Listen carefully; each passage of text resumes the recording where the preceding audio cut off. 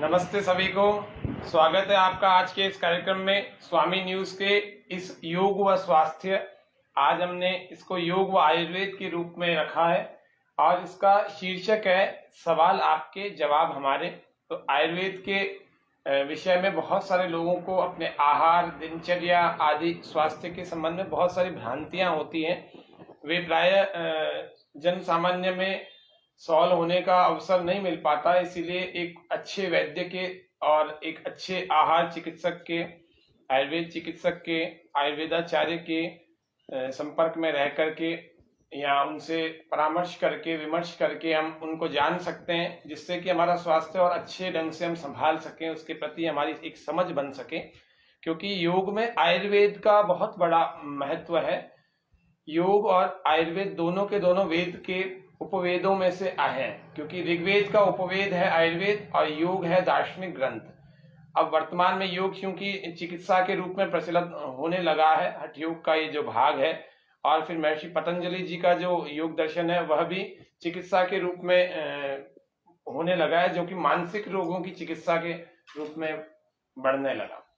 अब बहुत सारी समस्याएं आने लगी लोगों को कि कैसे आहार पर नियंत्रण किया जाए, क्या ऋतु है, ऐसे बहुत सारे दर्शकों के हमारे पास सवाल आए। तो उन सवालों के आधार पर कुछ बिंदुओं पर आज हम चर्चा करेंगे। तो आज के कार्यक्रम में हमारे साथ उपस्थित हैं अजमेर के ही कार्य क्षेत्र में आयुर्वेद के आयुर्वेदाचार्य, राजस्थान सरकार की सेवाओं में सेवारत हमारे वरिष्ठ वैद्य डॉक्टर धीरज जी उपाध्याय।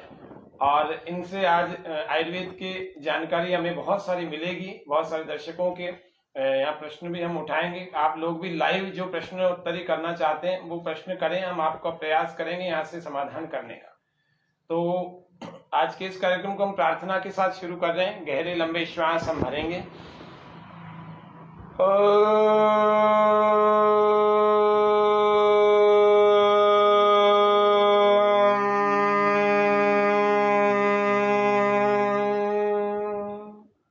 सहनावतु सहनौ भुनक्तु सह वीर्यं करवावहै तेजस्विनावधीतमस्तु मा विद्विषावहै। ओम स्वस्ति स्वस्ति स्वस्ति। तो आइए आज के कार्यक्रम को मैं प्रारंभ कर रहा हूँ। मैं भी लाइव देख रहा हूँ आपके सभी के दर्शकों का जो यहाँ पर लाइव जो बने हुए हमारे दर्शक। तो मैं चाहता हूँ कि जो भी दर्शकों को संशय भ्रम हो वे लोग प्रश्न आदि कर सकते हैं, उनका भी हम यहाँ पर समाधान करने का पूरा प्रयास करेंगे। तो वैसे ही इसमें आज हम जो कुछ प्रश्नों पर बात चर्चा करेंगे तो वो कौन कौन से प्रश्न है, उनमें पहला है, कई सारे लोगों ने आंवला के बारे में जानकारी चाहिए कि आंवला का प्रयोग हम कैसे और कब करें। तो मैं जानना चाहता हूं कि आंवला के बारे में आप बताएं। देखिए, आंवला भारतीय परंपरा में आहार के रूप में सभी लोग बहुत लंबे समय से प्रयोग करते आए हैं। और आंवला के लिए जो आयुर्वेद में कहा गया है कि उसको वय स्थापक माना गया है, यानी कि एंटी एजिंग, यानी कि आयु को रोकने वाला, जिससे कि शरीर के अंदर जो जरा अवस्था यानी कि जो बुढ़ापा आता है उसको रोकने के लिए इसका बहुत अच्छा सा यूजेस बताए गए हैं आयुर्वेद के अंदर। और दूसरा, इसका जो यूज़ है वो देखा जाए तो शोधन के दृष्टिकोण से भी है, यानी कि शरीर की शुद्धि करता है। कई बार विबंध होता है, मलत्याग ढंग से नहीं होता है, तो ऐसी स्थिति के अंदर आंवला का जो प्रयोग होता है वो शोधन के दृष्टिकोण से भी होता है, और साथ में यदि देखा जाए तो पोषण भी बहुत अच्छे से करता है। तो किन स्थितियों में शोधन होना चाहिए और किस स्थिति के अंदर पोषण होना चाहिए, ये निर्भर करता है जो रोगी होता है उसके लिए भी और सामान्य तौर पर भी। तो आंवले को यदि देखा जाए तो कई रूपों में प्रयोग किया जाता है। चूंकि एक स्पेसिफिक टाइम रहता है सितंबर से लेकर के फरवरी तक, तभी इसका मार्केट के अंदर बहुत आराम से मिलता है, क्योंकि इसी समय इसकी जो फल है आंवले का यह आराम से उपलब्ध हो पाता है। तो इम्पोर्टेंट बात जो है वो ये ध्यान में रखने की है कि आंवले को हम किन किन रूपों में प्रयोग कर सकते हैं, क्योंकि इसके चूर्ण के रूप में भी प्रयोग किया जाता है, इसका रस यानी कि इसका जिसको कहते हैं हम स्वरस के रूप में प्रयोग करते हैं, और साथ में इसके आंवले के हम खाद्य पदार्थ के तौर पे कैंडी के रूप में, मुरब्बा के रूप में, औषधि के तौर पे और च्यवनप्राश और बहुत अलग अलग रूप में आंवले का प्रयोग हम करते हैं। अब देखने वाली बात यह है कि किस तरह से हमें फायदा हो, किन रोगों में फायदा हो, तो इस बात को सरल तरीके से यदि समझा जाएगा तो एक हम देखते हैं भारतीय परंपरा में जब कोई गरिष्ठ आहार होता है या तो फंक्शन वगैरह में दाल बाटी चूरमे का प्रयोग जब हम करते हैं, खाना खाते हैं, गरिष्ठ आहार लेते हैं, तो दाल बाटी चूरमा के साथ में नींबू का प्रयोग किया जाता है। और वो क्यों किया जाता है कि बड़ा साइंटिफिक चीज सी है और लॉजिकली भी है कि जो चिकनाई होती है, यानी कि उसमें जो देशी घी वगैरह डलता है, तो उसकी चिकनाई का पाचन कौन करता है? तो विटामिन सी, नींबू के अंदर जो विटामिन सी है वो उसका यूज करता है, फायदा करता है उसमें। और एक बात देखिए कि कभी यदा कदा कभी होटलों में खाना खाने आप लोग जाते हैं तो जो खाना खाते वक्त जो चिकनाई उंगलियों पे हो जाती है, तो लास्ट के अंदर जो नींबू पानी है उससे भी उस चिकनाई को हटाने के लिए काम में लेते हैं। आपने एक बात और देखी होगी कि जब नींबू के अंदर जो विटामिन सी है, तो आंवले में जो विटामिन सी है वो नींबू की तुलना में कहीं ज्यादा है। तो इस तरह से हम ये देख सकते हैं कि चिकनाई का जो पाचन है, वसा, फैट, जो हम कई रूपों में काम में लेते हैं, तो उसके पाचन के लिए आंवले के अंदर जो विटामिन सी है वो बहुत अच्छे से इसको उपयोग ले पाती है। अब अलग अलग रूप में हम यदि इसको यूज करें, जैसे डिजीज के अकॉर्डिंग बात करें, तो सबसे पहले यदि हम देखें तो मुंह से ही बात शुरू करेंगे कि माउथ कैविटी के अंदर कई बार छाले हो जाते हैं, जबान पे बहुत सारे छाले हो जाते हैं, और उसकी वजह से खाना निगलने में भी दिक्कत आती है और दर्द भी रहता है। तो छालों के अंदर, मसूड़ों के अंदर कई बार सूजन आती है, कई लोगों को पायरिया हो जाता है जहां मसूड़ों में सूजन आ जाती है, मसूड़े ढीले हो जाते हैं, दांतों की पकड़ कम हो जाती है और मुंह से बदबू आने लगती है, बैड स्मेल आने लग जाती है। तो इस पायरिया की एक तकलीफ है। इन दोनों तकलीफों के अंदर आंवले को हम 2-3 तरह से प्रयोग में ले सकते हैं। जब ताजा आंवला है तो हम उसको क्रश कर लें, क्रश करके, स्क्वीज करके, निचोड़ करके उसका रस काम में ले सकते हैं। और जो रस की, इसको हम स्वरस कहेंगे आंवले का, तो ये चूंकि आप याद रखें कि ताजा आंवला है तभी हम इसका प्रयोग कर पाएंगे, क्योंकि रस ताजा आंवले में से ही निकलेगा। तो इसकी जो मात्रा है ये लगभग 10 ml से 20 ml तक यूज की जा सकती है। और आयु, अवस्था, इन सब बातों को ध्यान में रख करके, रोग की स्थिति को ध्यान में रख करके 5 से 20 ml या 10 से 20 ml की मात्रा प्रयोग में ली जा सकती है। आंवले का ये रस लेने के बाद में ऊपर से यदि किसी को कब्ज रहती है और कब्ज की वजह से ऐसा हो रहा है, बार बार उसको अच्छे से पेट साफ नहीं हो रहा है, और अच्छे से पेट साफ नहीं होने की वजह से गर्मी बढ़ गई है और छाले हो रहे हैं, तो उनको आंवले के रस के ऊपर थोड़ा गर्म पानी पीना चाहिए। तो वो आंवले का रस पेट को भी साफ करने में सहायक होगा, और जिस व्यक्ति को कब्ज है उसको इसमें राहत मिलेगी। तो इस तरह से 4 या 5 दिन के प्रयोग करने पे, जिसको कहते हैं छाले हो जाना या आयुर्वेद में कहते हैं मुखपाक होना, इसके अंदर बहुत अच्छी सी राहत मिलेगी। कई बार जब पायरिया हो जाता है, इसका ट्रीटमेंट थोड़ा सा लंबा चलता है और इसके अंदर आंवले का बहुत अच्छा रोल होता है, और लगभग 15-20 दिन तक लगातार आंवले का प्रयोग स्वरस के रूप में भी किया जा सकता है और चूर्ण, पाउडर के रूप में भी किया जा सकता है। आंवले का जो चूर्ण है उसको, उसकी जो मात्रा है 3 से 5 ग्राम के रूप में लेनी चाहिए। अच्छा, परिस्थिति के हिसाब से देखा जाए, ये सामान्य तौर पर तो सुबह और शाम 2 टाइम लिया जा सकता है, 3 से 5 ग्राम हल्के गुनगुने पानी के साथ में। यदि मसूड़ों में ज्यादा सूजन है और ज्यादा तकलीफ है तो प्रॉपर सफाई का भी विशेष तौर पे ध्यान रखना है, और जो भी आयुर्वेद का नजदीक निकटतम आपका चिकित्सक है उसको दिखा करके भाई हम सफाई के लिए क्या चीजों का इस्तेमाल करें। कई बार पेस्ट लोग करते हैं, तो पेस्ट उनके लिए उपयोगी है या नहीं है, या मंजन उपयोगी है, तो जिस तरह से उसकी सफाई करने के लिए आवश्यक चीज है, और वो निर्भर करता है दांतों की बनावट किस तरह की है, उसके ऊपर निर्भर करता है कि हम कौन सी चीज उसको रिकमेंड करें। लेकिन जब बात आती है इसकी कि मसूड़े उसके मजबूत हो, उनकी ग्रिप अच्छी हो, उनकी स्वेलिंग दूर हो जाए, तो आंवले का चूर्ण का प्रयोग 2 ग्राम से लेकर के 3 से 4 ग्राम तक दिन में कम से कम 4 से 5 बार करना उचित रहेगा। क्योंकि बार बार जो यूज होगा, तो बार बार हमारे दिन के अंदर कुछ खाने का, जैसे ब्रेकफास्ट के बाद में है, लंच के बाद, डिनर के बाद, तो थोड़े से मसूड़ों में असर आएगा, खाने का जो प्रभाव आता है, तो सफाई के बाद में इसका प्रयोग करना है। और कई बार कई बच्चों को और बड़ों को भी देखने में आता है कि नक्सीर की समस्या आती है, नाक से ना ब्लड आने लग जाता है। तो ऐसी कंडीशन किस कारण से आती है? जहां तक देखा गया है कि बहुत ज़्यादा शरीर में जब गर्मी बढ़ जाती है तो उसकी वजह से टेम्परेचर बढ़ जाता है बॉडी के अंदर, और एक बड़ा कारण होता है, और गर्मियों में ज़्यादा देखा जाता है, तब खून आने लग जाता है नाक से, नक्सीर जिसको अपन आम तौर पे कहते हैं। तो आंवले का रस भी है ना, क्या है कि खाने के लिए दिया जाता है और 2 या 3 बूंद नाक के अंदर डाला जाता है, तो इसमें है ना ठंडक होने की वजह से उसमें तुरंत एंटीकोगुलेशन का काम करता है और ब्लड आना बंद होता है। लेकिन यदि बार बार ये प्रवृत्ति होती है तो आंवले का एक लंबे समय तक प्रयोग कराते हैं, जिसमें कई बार है ना आंवले का मुरब्बा प्रातःकाल बच्चों को दिया जाए, या जिसको तकलीफ है, बड़ों को भी यदि तकलीफ है तो उनको दिया जाए। तो जो पित्त प्रकृति हो जाती है, जिसमें शरीर के अंदर गर्मी ज्यादा लगने लग जाती है और शरीर को है ना पसीना बहुत ज्यादा आता है, इस तरह के जो पित्त प्रकृति के जो लक्षण होते हैं उनकी जो वृद्धि होती है तो उसको शांत भी किया जाता है आंवले के मुरब्बा को दे करके, प्रयोग करा करके। तो नक्सीर के अंदर बहुत अच्छा सा इसका प्रयोग किया जाता है। आपने कई बार देखा होगा कि बालों के लिए, सुना है कि बालों के लिए बहुत अच्छा होता है, और आंवले का तेल तो बहुत सारे विज्ञापन में आता भी है। तो बालों के लिए नो डाउट आंवले का प्रयोग बहुत ही फायदेमंद होता है। आंवले का जो बालों के लिए यदि बात करते हैं तो जहाँ पर विटामिन सी की डेफिशिएंसी आ जाती है बालों जिन लोगों को, तो उनके बालों में ये तकलीफ आने लग जाती है।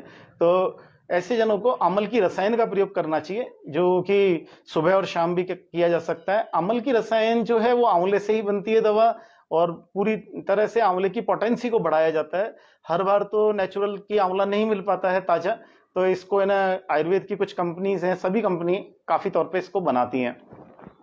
ताजा आंवले के चूर्ण के अंदर आंवले का स्वरस को डाला जाता है, और आंवले को स्वरस को डाल करके फिर इसको कुछ समय के लिए, जब ये शुष्क हो जाता है तो पुनः इसका चूर्ण बनाया जाता है, फिर पुनः आंवले के रस की भावना डाली जाती है। इस तरह से कई बार 3 बार, कई बार 7 बार इस तरह की जो भावना दी जाती है, इससे आंवल की रसायन की प्रक्रिया तैयार होती है। तो इसमें आंवले के जो गुणधर्म है, इसकी पोटेंसी में वृद्धि हो जाती है, 2 गुनी 4 गुनी वृद्धि हो जाती है। तो आंवले की गुणवत्ता काफी अच्छी हो जाती है। तो ये अमल की रसायन उन लोगों को यूज करना चाहिए जहां पे हेयर फॉल्स की प्रॉब्लम आ रही है, या हेयर का जो टेक्सचर है वो थोड़ा सा डाउन है। तो ऐसे लोगों को अपने बालों की जो तकलीफ है, जिसमें खालित्य यानी कि बालों का हेयर फॉल होना, और पालित्य यानी कि बालों का पक जाना, यानी कि बाल सफेद होने लग जाते हैं समय से पूर्व, तो उन लोगों के लिए भी इसका प्रयोग रसायन के रूप में जैसा भी शुरुआत में बताया था कि एंटी एजिंग, वयः स्थापक के रूप में काम करता है। तो त्वचा के है ना जो झुर्रियां हैं, जो त्वचा का ढीलापन है, उसमें भी अमल की रसायन काम करता है। तो त्वचा और बालों के लिए अमल की रसायन का प्रयोग कर सकते हैं। 2 तरीके से यूज कर सकते हैं। चूंकि आंवला खट्टा है तो दूध के साथ प्रयोग करने में बचना चाहिए। यदि दूध के साथ प्रयोग करते हैं नो डाउट बहुत पौष्टिक होगा, लेकिन थोड़ा गैप रखें, कम से कम आधे घंटे का। यदि पौष्टिकता के दृष्टिकोण से जो दौर्बल्यता है उसको दूर करना है तो अमल की रसायन 3 से 5 ग्राम लें, शहद में मिला करके चाट लें, और लगभग 20 मिनट या 25 मिनट या आधे घंटे बाद दूध का सेवन करें। तो ये 3 चीजों में फायदा कर जाएगा। हेयर प्रॉब्लम्स में भी फायदा करेगा, पहला। दूसरा, त्वचा की स्थिति, यानी कि त्वचा में कई बार इसकी आवश्यकता होती है विटामिन सी की, जिसकी वजह से झुर्रियां आती हैं और ढीलापन आता है त्वचा में, उसमें बहुत अच्छा फायदा करेगा। त्वचा के जो स्किन है उसके ग्लो में भी फायदा करेगा, और जो न्यूट्रिशन लेवल है स्किन का और पूरी बॉडी का, उसमें फायदा करेगा। तीसरा है दौर्बल्यता, यानी कि कुछ बच्चे जो बड़े दुबले पतले हैं, वजन नहीं बढ़ पा रहा है, या बड़े भी हैं जिनका कि है ना वजन नहीं बढ़ पा रहा है, तो उनके लिए एक बहुत छोटा सा नुस्खा ही है कि अमल की रसायन और उसमें थोड़ा शहद मिलाया, शहद मिला करके उसको दूध के साथ भी यूज कर सकते हैं, लेकिन याद रखें दूध थोड़ा सा गैप के बाद ही लेना, आधा पौन घंटे का गैप रखें तो ज्यादा बेहतर है। और नहीं तो पानी के साथ में भी इसको प्रयोग कर सकते हैं। इस तरह से आंवले का प्रयोग बहुत अलग अलग डिजीज में किया जा सकता है। कई बार हाई बीपी के जो पेशेंट होते हैं तो उनमें एक फैक्टर होता है कि शरीर के अंदर उष्णता अधिक बढ़ जाती है, गर्मी बहुत ज्यादा बढ़ जाती है। तो एक, हालांकि हाई बीपी के और भी फैक्टर्स होते हैं, यानी कि उस कोलेस्ट्रॉल का हाई हो जाना, उनका खान पान का मिस्टेक होना, मानसिक चिंता, तनाव, इंसोमिनिया यानी कि नींद नहीं आना, तो बहुत सारे हाई बीपी के फैक्टर हैं। उनके अंदर एक बड़ा फैक्टर ये भी है कि जो शरीर की प्रकृति है वो बहुत गर्म हो गई है, उष्णता वाली है। तो इस एक फैक्टर पे काम करेगा आंवला, पहला कि उसकी उष्णता को डाउन करेगा, तो कहीं है ना इस रूप में सहायक होगा। पूरा ट्रीटमेंट के तौर पे कह देना तो उचित नहीं होगा। और दूसरा, चूंकि अभी शुरुआत में बताया था कि ये प्यूरिफिकेशन करता है, किसका, शरीर के अंदर जो मल है उनको विसर्जन करता है, उनको निकालता है, शरीर से बाहर निकालता है। तो इस प्रक्रिया के अंदर शरीर में जो चिकनाई का पाचन करता है, तो इस बात की साम्यता किस बात से है कि कोलेस्ट्रॉल में जो खराब चिकनाई है, जिसको एलडीएल कहा जाता है, उसको कम करेगा। और उसको कम करने से शरीर के अंदर जो खून की मात्रा, खून की जो स्थिति है वो कैसी है, ज्यादा चिकनाई युक्त हो गई है, तो खून को पतला करने का काम भी करेगा। तो 2-3 सिम्टोमेटिक चीज पर आंवले का प्रयोग हाई बीपी में भी उपयोगी होगा। एक जो कि आम बीमारी हो गई डायबिटीज यानी कि मधुमेह, मधुमेह में भी आंवले का बहुत अच्छा सा प्रयोग है कि क्योंकि इसमें तिक्त कषाय रस की प्रधानता है। इसमें टोटल तो 5 रस हैं, 6 रसों के अंदर 5 रस आंवले में पाए जाते हैं, मधुर, अम्ल, लवण, कटु, तिक्त, कषाय। तो लवण रस इसमें नहीं है और बल्कि 5 रस हैं। तो मधुर रस की अनुभूति हम ऐसे कर सकते हैं कि जब आंवला खाएंगे, आपने देखा भी होगा, आंवला खाने के बाद जब पानी पीते हैं तो देखोगे कि है ना, थोड़ा सा मीठापन महसूस होता है। तो वहाँ मधुर रस हम इसका ज्ञान हमारे टेस्ट बड्स को हो जाता है। तो 5 रस इसमें पाए जाते हैं। तो इसके अंदर जो मधुमेह है, इसके अंदर कषाय रस जो होता है, कटु, तिक्त, कषाय रस, इसकी बड़ी यूज है।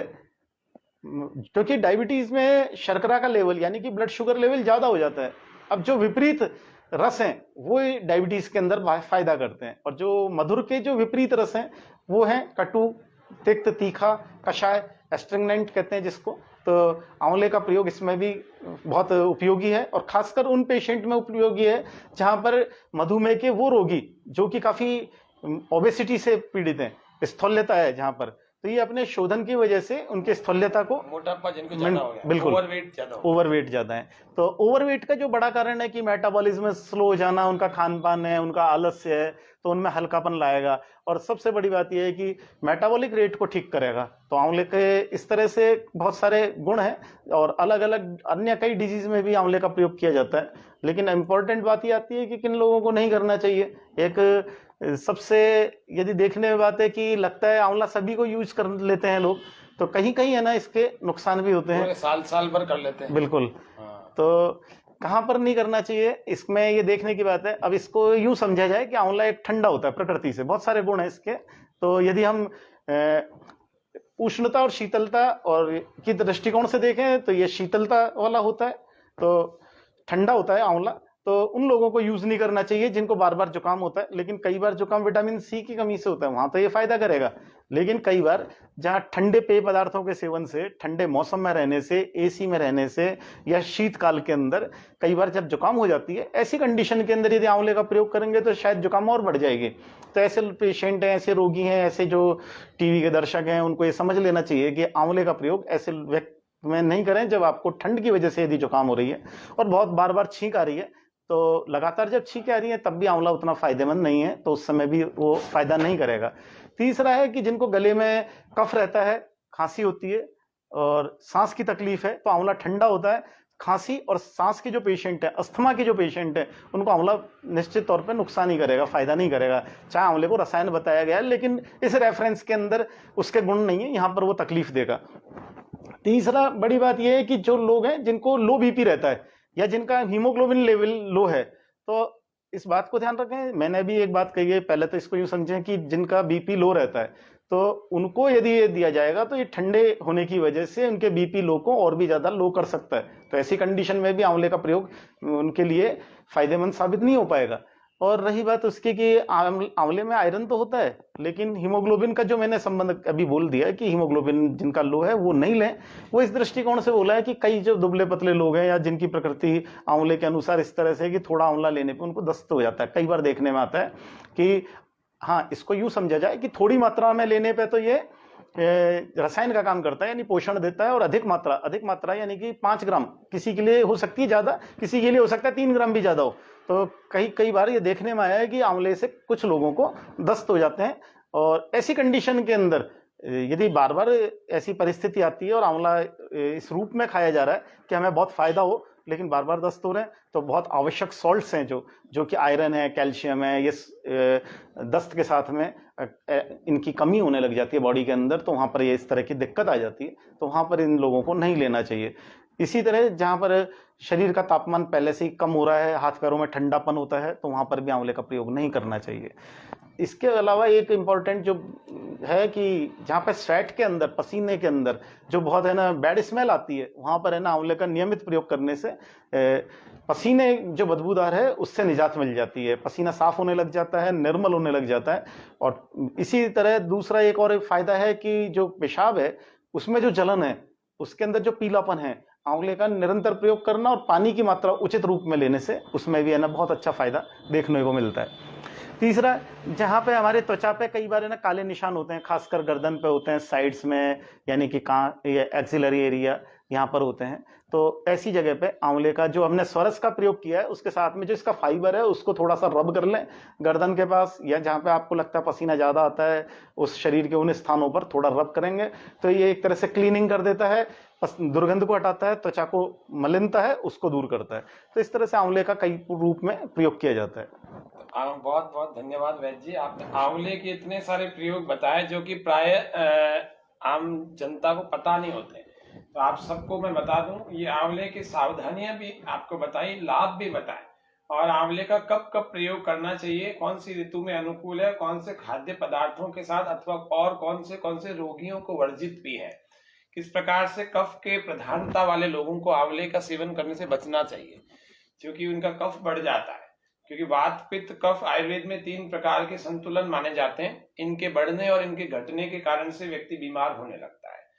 तो मैं मतलब वैसे तो वैद्य जी को मैं आंवले पर ही प्रयोग पर बात करें तो हम कई घंटे कई दिनों तक बात कर सकते हैं, लेकिन क्योंकि हमारे कार्यक्रम में हम और भी दर्शकों के अन्य अन्य सवालों के आधार पर भी कुछ बिंदुओं पर और चर्चा कर रहे हैं, तो ये एक कई सारे दर्शकों का वैसे शंका आई कि हमारे को थायराइड है, लेकिन हमें ये पता नहीं कि थायराइड में कौन सी चीजें नहीं खाना चाहिए। मुझे भ्रम ये हो रहा है कि उस डॉक्टर ने तो ये बोला था और ये नहीं खाना, और इस डॉक्टर ने ये बोला था, और किसी योग शिक्षक को हमने सुन लिया कि वो सिंघाड़े के आटा का सेवन करना चाहिए क्योंकि थायराइड ग्लैंड का आकार भी सिंघाड़े के बराबर का होता है।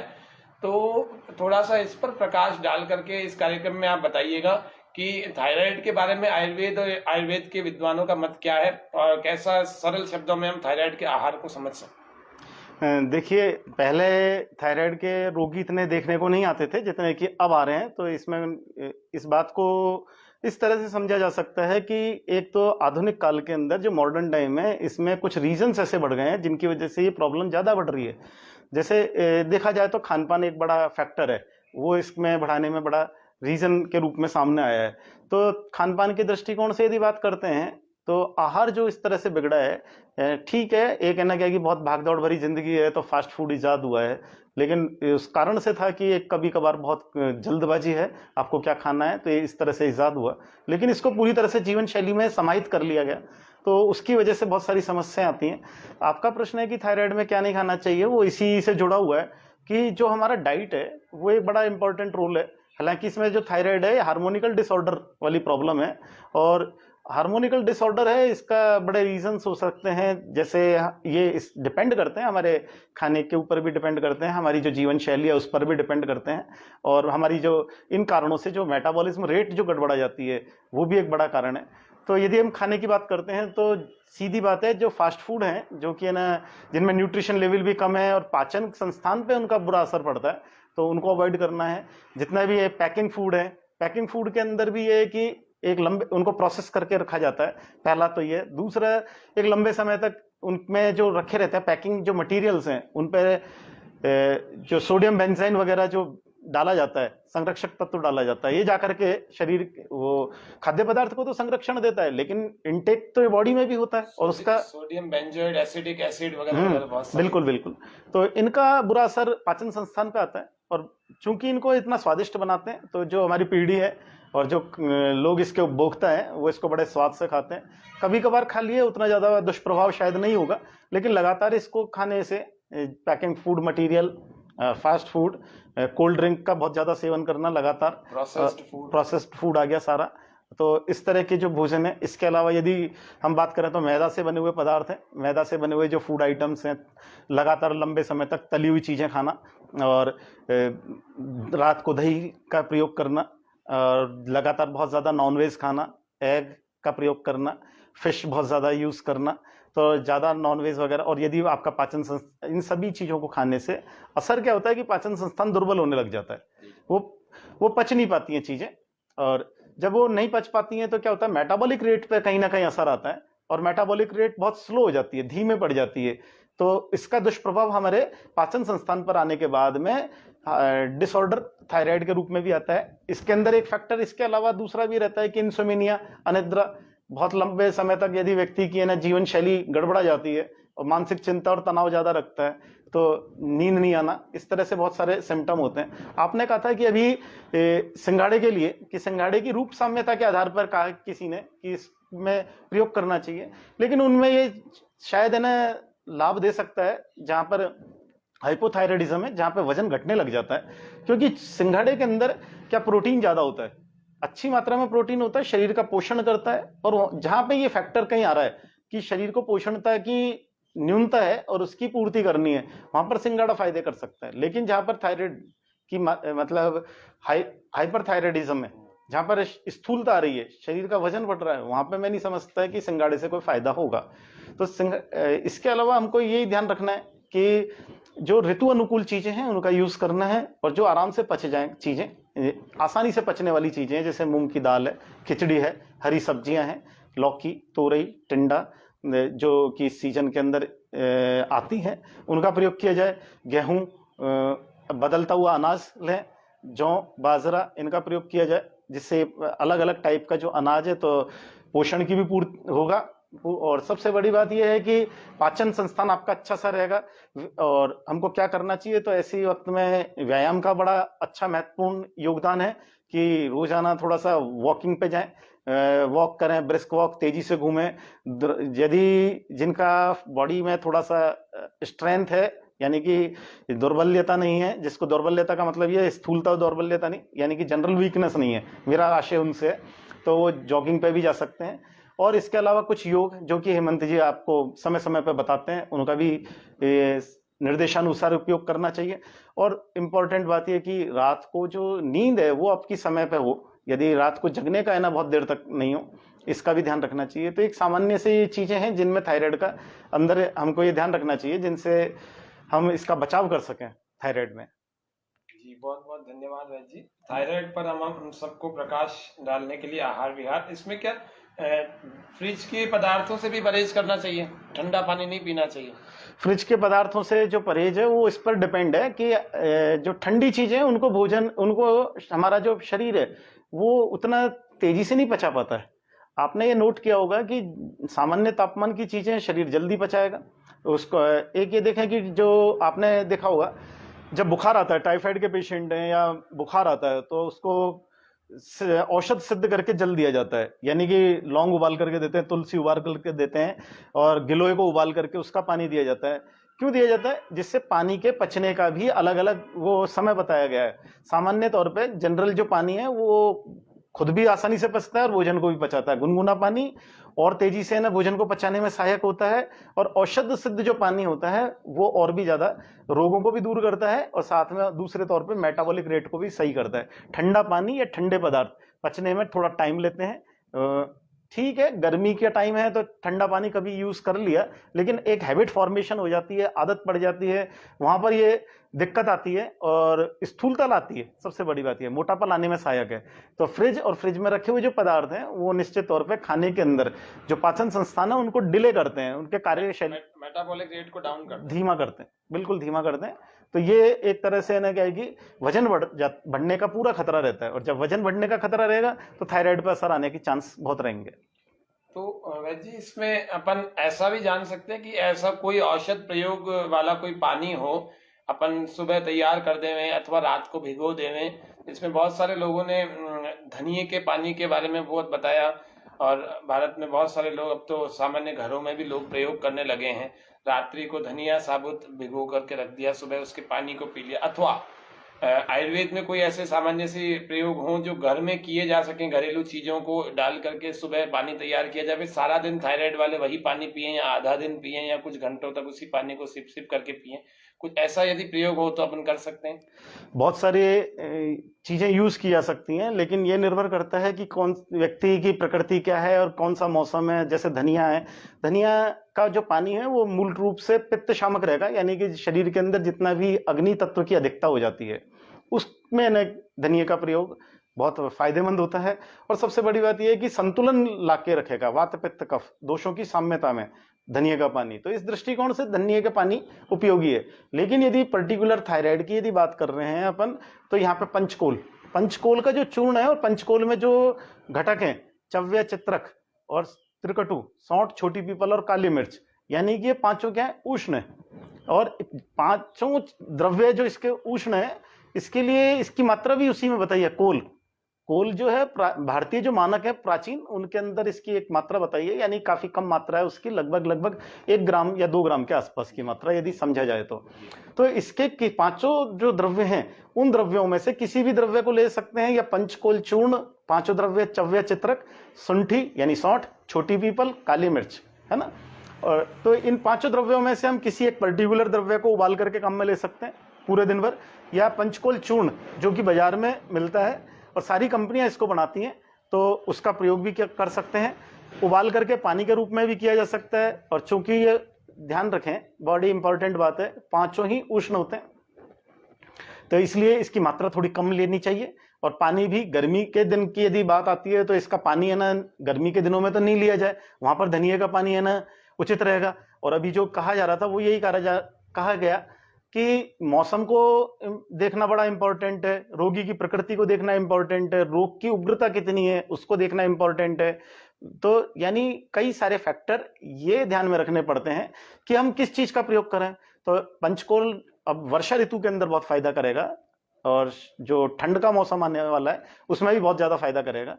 इसको हम पानी में बॉईल करके भी ले सकते हैं। कच्ची हल्दी आएगी, कच्ची हल्दी अभी सर्दी में आती है, उसका प्रयोग भी है ना पानी में उबाल करके कर सकते हैं। अदरक है, जैसे पंचकोल मान लीजिए प्रयोग कर रहा है कोई व्यक्ति, हाइपर थायराइड है या हाइपो है, दोनों ही कर सकते हैं?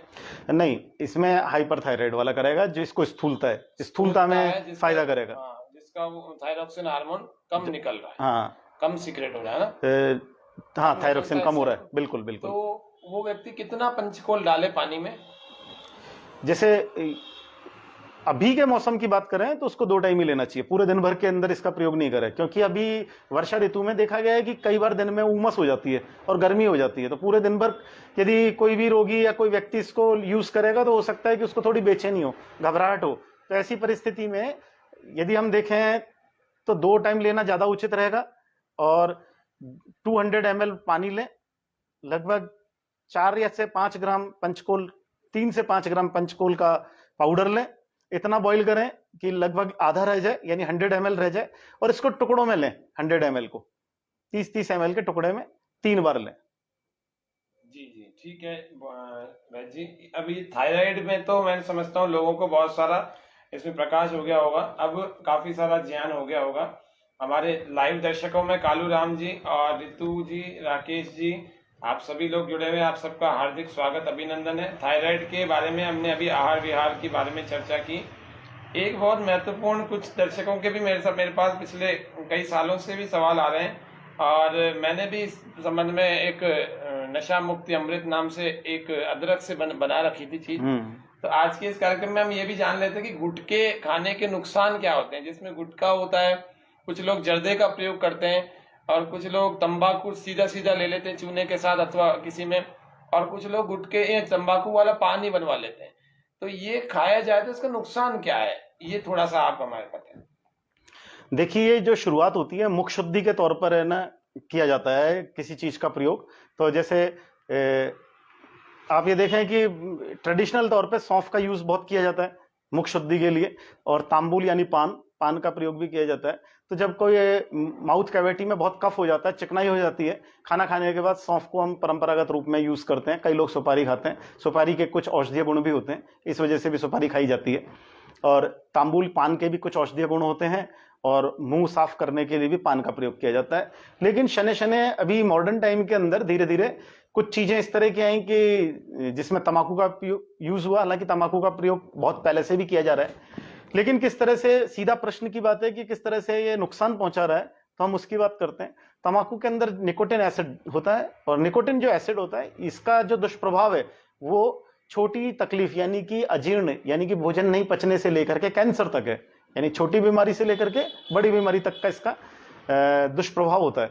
अब हमको ये देखना है कि ये शुरुआत कैसे होती है। जब भी कोई व्यक्ति, इस इंपॉर्टेंट बात है कि कोई सी भी चीज ऐसी खाता है तो बॉडी उसको नकार देती है। पहले इस बात को समझ लें कि कब फर्स्ट बार किसी ने गुटखा खाएगा कोई व्यक्ति तो उसको चक्कर आएंगे, चक्कर आएंगे, बॉडी उसको एक्सेप्ट नहीं कर रही है। पहली बात तो यही हमको सावधानी दे रहा है शरीर ऑलरेडी, लेकिन हम उसको अवॉइड कर रहे हैं। पहली बार कोई बीड़ी या सिगरेट पी रहा है तो उसको खांसी आएगी और उल्टी की इच्छा होगी।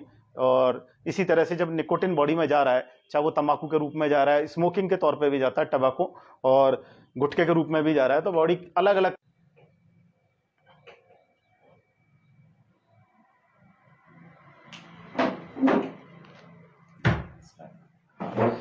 तो शरीर उसके धीरे धीरे अनुकूल बन जाता है। यदि हम है ना जितने भी प्राकृतिक तौर पे उसको शरीर अवॉइड कर रहा था और उसको एक्सेप्ट नहीं कर रहा था, लेकिन हमने बार बार उसकी प्रैक्टिस की और बार बार प्रैक्टिस करके और थोड़ा थोड़ा उसका यूज किया, तो शरीर ने उसका अनुकूलन बना लिया और शरीर उसके अनुकूल होने लग गया। यानी कि जो परेशानियां थी वो अब नहीं हो रही हैं, इस बात को यूं समझेंगे।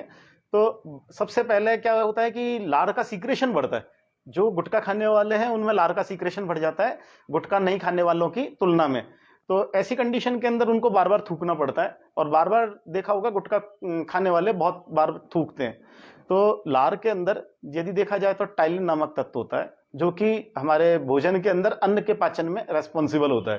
तो इनका जितना सीक्रेशन एक तो बढ़ जाता है, और बढ़ने के बाद में जो लार ज्यादा बनती है उसको ये थूकते रहते हैं। थूकने से जो भोजन का पाचन है उसका जो रेस्पॉन्सिबल चीज है वो खत्म हो गई, वो उनको नहीं मिल पाती है, उससे वो वंचित हो जाते हैं, और इस कारण से उनके पाचन के अंदर सबसे बड़ा समस्या शुरुआती दौर में आती है। इस कारण से उनको अजीर्ण होने लग जाता है, यानी कि उनका भोजन को भूख नहीं लगती है, पहले का भोजन पच नहीं पाता है, पाचक तत्व उसके है नहीं, पहला कारण ये हो जाता है। दूसरा अग्निमांद्य, यानी कि उनको भूख कम लगती है। अग्निमांद्य को सीधी साधारण भाषा में समझें तो उनको भूख कम लगने लग जाती है।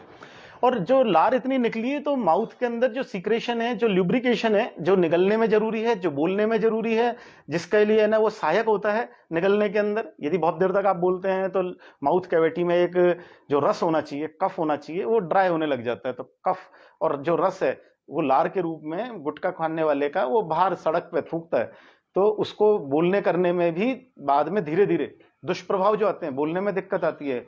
और एक लुब्रिकेशन कम होने की वजह से जो जबड़े की जो संचालन है, जो माउथ कैविटी में जो जबड़े का संचालन कैंची की तरह होता है, ये इस तरह से कैंची की तरह संचालन होता है, तो वहां पे जो लुब्रिकेशन होता है वो कम हो गया। तो वो जो लुब्रिकेशन की कमी हुई, धीरे धीरे वो कैंची कैसी हो गई, वो डाउन हो गई। अब मुंह इतना सही खुल रहा है, बहुत कम हो रहा है। तो इसका दुष्प्रभाव जो पड़ता है मुंह के खुलने में इस तरह से पड़ता है कि बहुत ज्यादा मात्रा में लार बनती है और उसको थूका जाता है। तो जो ग्लैंड्स हैं आपकी, वो ग्लैंड्स जो सीक्रेशन कम करने देती हैं और मुंह ड्राई होने लग जाता है।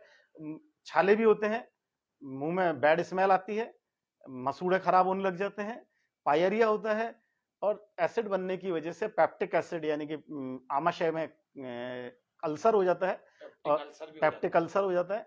और इस वजह से उनको बहुत ज्यादा जलन, वॉमिटिंग, इस तरह के सिम्टम देखने को मिलते हैं। और साथ में माउथ के अंदर जो म्यूकस मेम्ब्रेन है, जो श्लेष्मिक कला है, इसका बहुत ज्यादा नुकसान झेलना पड़ता है। और इसके साथ में जो कोलेजन फाइबर डेवलप हो जाते हैं, यानी कि यहाँ पे जो सेल्स हैं उनका बहुत तेजी से डेवलपमेंट होता है और सेल्स हार्ड होने लग जाते हैं। तो फाइबर कोलेजन होने की वजह से यहाँ पर कैंसर की स्थिति धीरे धीरे आती है। तो मैं तो यही कहूंगा कि इसको यूज नहीं करें। और इससे सबसे बड़ी बात यह है कि इलाज बहुत महंगा होता है, स्वास्थ्य तो सबसे बड़ा इंपॉर्टेंट है ही, उसमें छोटी बीमारी से लेकर के बहुत बड़ी बीमारियां तक होती हैं। छोड़ देना ही इसका सबसे बड़ा रोकथाम का उपाय है और सबसे बचने का सबसे सही उपाय है। ये बात ठीक है कि आम लोगों को खुद को जागरूक होना पड़ेगा, क्योंकि अब तो कंपनी वालों ने भी सरकार के कुछ गाइडलाइन के अनुसार उस पर मुंह के कैंसर वाला पूरा एक बड़ा सा फोटो लगा रखा है। अब पूरा गुटखे का पाउच जो है ना पूरा उसी चित्र से ढका हुआ आता है। उसके बाद भी इतने भले लोग हैं कि उसको खरीदने से पहले उस पर कभी देखते ही नहीं है कि ये क्या हो जाएगा। गुटखा यूं लिया और यूं अंदर पता नहीं उसके अंदर क्या। कई बार तो ऐसी ऐसी घटनाएं आई कि छिपकली हाँ किसी में कीड़े, किसी में कॉकरोच, किसी में चींटियां और किसी में फंगस लगा हुआ, भगवान जाने क्या क्या उसमें डला हुआ आता है।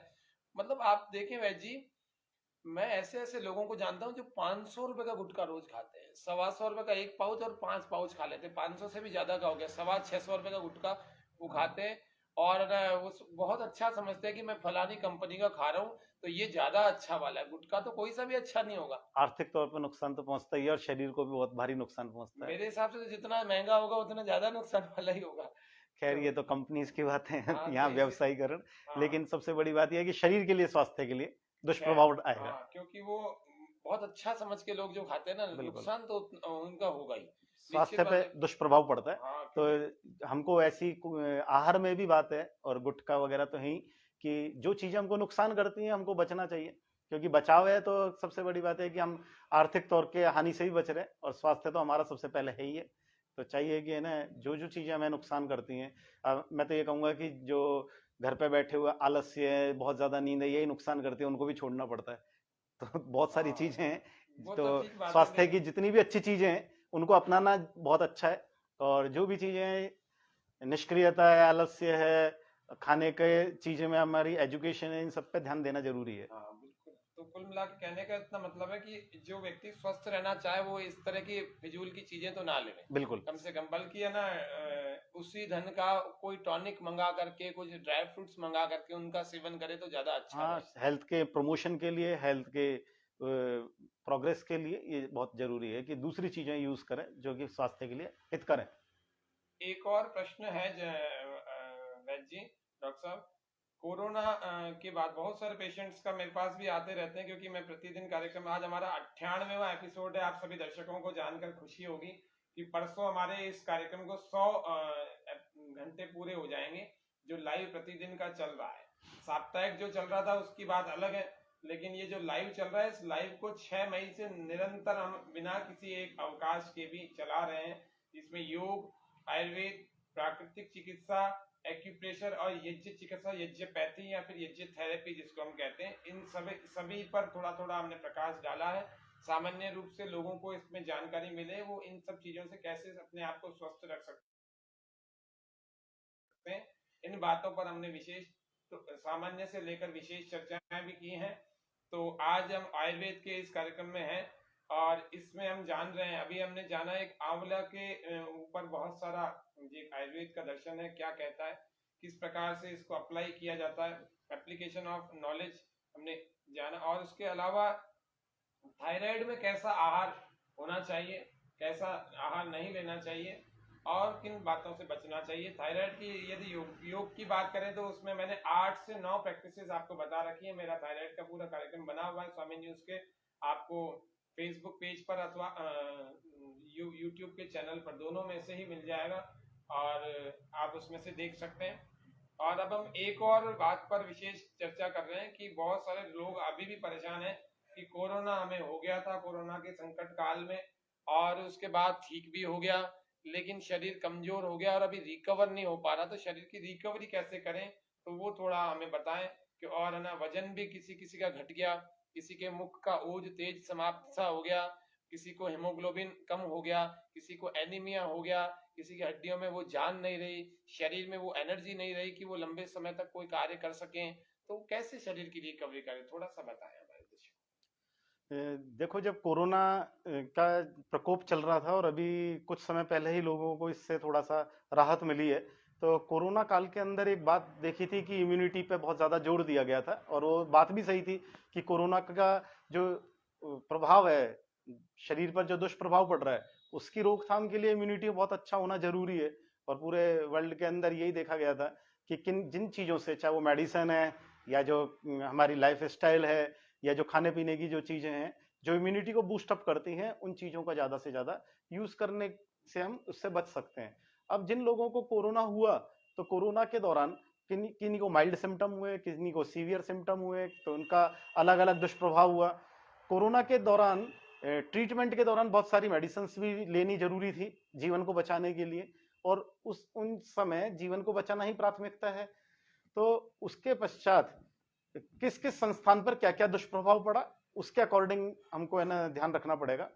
सबसे बात यह है कि किसी व्यक्ति को हो सकता है कि सांस लेने में दिक्कत आती थी और अभी भी आ रही है इन दिनों के अंदर भी, क्योंकि वर्षा का मौसम है और वर्षा के मौसम के अंदर थोड़ा सा कफ भी बढ़ जाता है ठंडक की वजह से, कभी पित्त की अधिकता होती है, अलग अलग कारण हो सकते हैं। तो इन कारणों के हिसाब से हमें देखना होगा कि क्या व्यक्ति को तकलीफ है, उसके दृष्टिकोण से हम बता पाएंगे कि क्या चीज यूज करते हैं। अब इंपॉर्टेंट ये देख लेते हैं कि रेस्पिरेटरी सिस्टम यानी श्वसन संस्थान।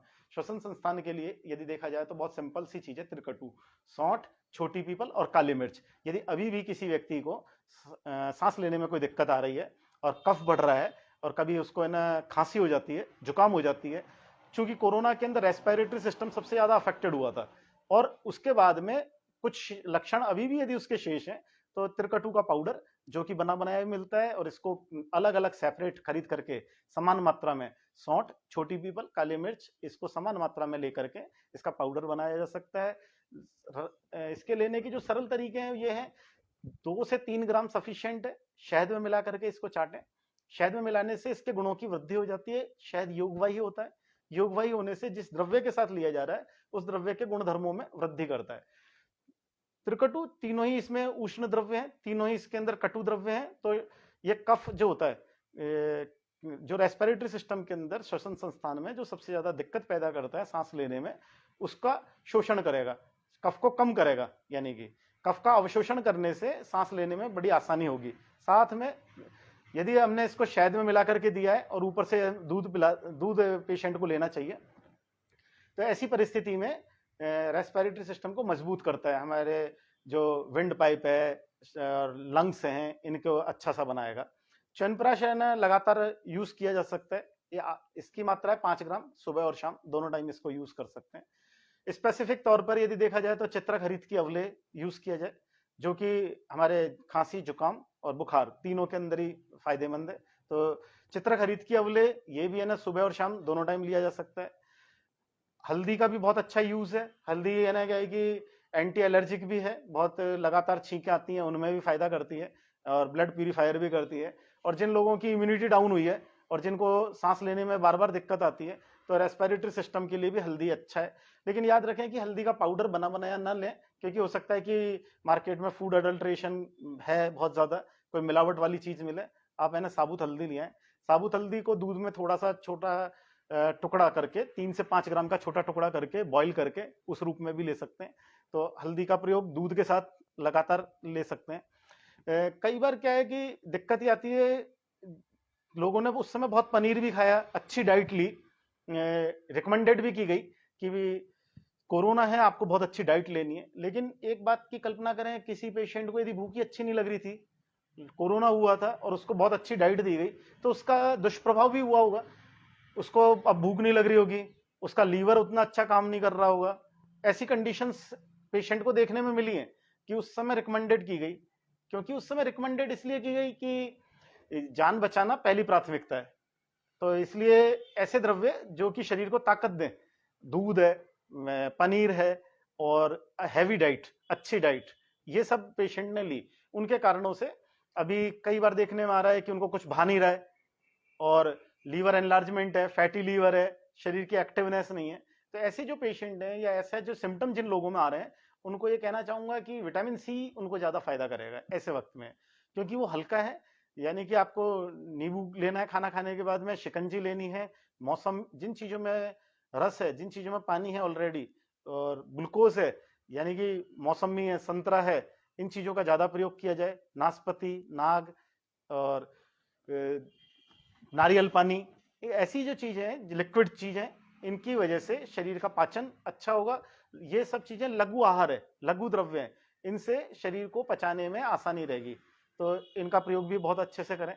और जो चीजें शरीर में भारीपन लाएं उन चीजों को यूज नहीं करें, जैसे रात को दही का प्रयोग नहीं करें, तो उससे भी शरीर में स्थूलता आएगी, और शरीर में स्थूलता आएगी तो शरीर इतनी तेजी के साथ में चीजों को नहीं पचा पाएगा। इन बातों का विशेष तौर पर ध्यान रखें। तो आज के कार्यक्रम में आपने बहुत सारी चीजें वैसे हमारे सभी दर्शकों को बताई। हमारे बहुत सारे जो परिचित हैं, उनके कईयों के आए दिन शहर ही नहीं, शहर के बाहर क्या राज्य के बाहर से भी बहुतों के संदेश आते हैं। तो मैं समझता हूँ उन सभी के लाभार्थ ये कार्यक्रम अब वो बाद में सुनेंगे। अभी वर्तमान में भी लाइव बहुत सारे चल रहे हैं, बाद में भी इस कार्यक्रम को, हमारे कार्यक्रम को कई कई दिनों तक देखा जाता है, राज्य के बाहर भी, देश के बाहर भी देखा जाता है। तो मैं आशा करता हूँ कि स्वामी न्यूज़ की इस पहल के साथ इस योग व स्वास्थ्य की इस यूनिट को हमने शुरू किया और इसके द्वारा योग व आयुर्वेद के ये पूरे जो दिग्दर्शन है, भारतीय संस्कृति का जो स्वास्थ्य का वेद है, इसके द्वारा आम जन में सरल सरल तकनीकों से कैसे नेचर के पास में रह करके, प्रकृति के पास में रह करके कैसे हम ठीक रहें, कैसे आहार शुद्धौ सत्व शुद्धौ, कैसे युक्ताहार विहारस्य के इन सूत्रों को, के इन श्लोकों को, गीता के जो श्लोक हैं, भगवान कृष्ण ने मद्भगवत गीता में कहें कि कौन से व्यक्ति को कैसा आहार लेना चाहिए और स्वस्थ व्यक्ति को रहने के लिए कैसे आहार का लेना चाहिए। आहार निद्रा ब्रह्मचर्यमिति, जो कि आयुर्वेद में महर्षि चरक का भी बड़ा सुंदर सा सिद्धांत है कि आहार निद्रा और ब्रह्मचर्य को यदि हम ठीक रखेंगे तो हम स्वस्थ रह सकेंगे। त्रय उपस्तंभ, स्वास्थ्य के 3 उपस्तंभ बताए। और इसी प्रकार से भगवान कृष्ण ने भी कहा कि युक्ताहार विहारस्य युक्त चेष्टस्य कर्मसु युक्त स्वप्नावबोधस्य योगो भवति दुःखः। सोना और जागना भी बड़ा इंपॉर्टेंट है।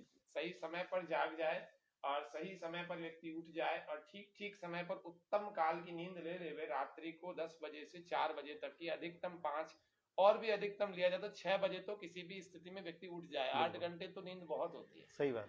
तो इस तरह की बातों पर हमने पिछले 98 घंटों से चर्चा की है और ये नेचर के पास रहेंगे तो हम स्वस्थ रहेंगे। अब तो कोरोना के संकट काल में 1.5 साल में लोगों ने समझ भी लिया कि नेचर कितना बलवान है, समय बलवान है, प्रकृति बलवान है। परमात्मा की इस अद्वितीय व्यवस्था के अतिरिक्त आप इसको ताक में रख करके कभी भी स्वस्थ नहीं रह सकते। आर्टिफिशियली आप कितने आयरन की कैप्सूल ले लेवे, कितने कैल्शियम की कैप्सूल ले लेवे, लेकिन नेचुरल सोर्स से आपको कम समय में और बहुत सारी चीजें मिल सकती हैं, ये बात निश्चित है।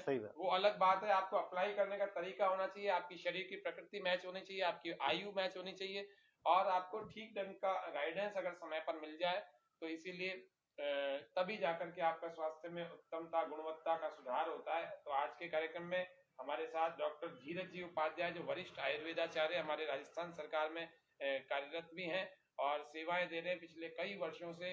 अजमेर में एक आयुर्वेदिक चिकित्सालय है, औषधालय है, वहां पर एज ए डॉक्टर आप सेवाएं दे रहे हैं और आप इतना समर्पित भाव से सभी मरीजों को देखते हैं जैसे कोई उनका बहुत निकट का स्वजन हो।